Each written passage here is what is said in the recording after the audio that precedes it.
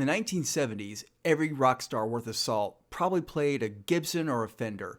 Guys like Jimmy Page playing a Les Paul, Eric Clapton with the Fender Stratocaster, Ritchie Blackmore with the Fender Stratocaster, Angus Young coming along with the Gibson SG. Those were the guitars that the main guys played. So by the time the 80s came around with Eddie Van Halen and the hot-rodded Super Strat, a lot more of the pointy, flashy guitars, the shred axes became more in vogue. Everybody had a BC Rich Warlock or, the kind of Ibanez RG series, Kramers, that kind of thing. And the Gibson Les Paul, that kind of thing, really fell out of fashion for like the glam hair metal that was so popular at the time.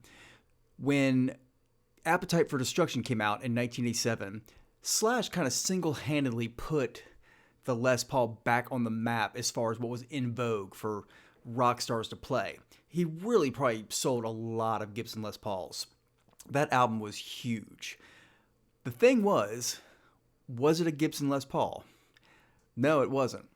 A guy named Chris Derrig made the guitar. It was actually a replica, and a very good replica. And most people don't know to this day that it was not a Gibson Les Paul that Slash was playing. He was very unhappy with the guitar choices he had. When they were recording Appetite for Destruction, the band was broke. They were still nobodies. He was playing a few guitars in the studio and just wasn't happy with them. At one point, I believe he broke one of them in frustration with just not getting a good sound. The manager at the time, Alan Niven, went to a guitar store and what do you have that I can put in this guy's hands that'll make him happy? That guitar store had a guitar copy, a Les Paul copy, made by a luthier named Chris Derrig. He'd made the guitar, and this shop agreed to sell it for him. I believe he was working for the store at the time. So they ended up buying that guitar for Slash, and that was the main guitar he used for years. At this point, I think he has it in a safe.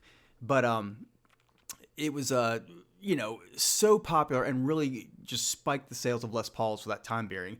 Appetite for Destruction was such a huge album that everybody suddenly wanted a Les Paul again. So sadly, Chris Derrig, who'd been in a few bands himself, had done everything from playing in bands to being a hairstylist to working on cars, building his own guitars, just a guy of a lot of hobbies and talents.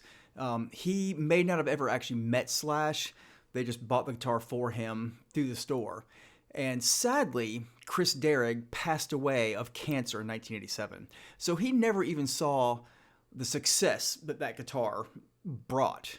And if you remember, Appetite for Destruction came out in 1987, but it's really kind of a slow burn. It really didn't hit the charts in any meaningful way until a year later.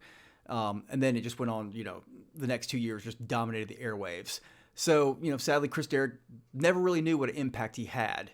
But at some point, Gibson later on down the road even made a tribute guitar, a Slash model Les Paul, that was basically a copy of Chris Derrick's copy of a Gibson Les Paul. Make of that what you will. But so anyway, that's a little unsung hero in the annals of rock. Chris Derrig made one of the most iconic guitars of the 1980s. And really nobody even knows who he is or that it was a copy in the first place. But, think of that next time you listen to Slash play. Pretty interesting little tidbit.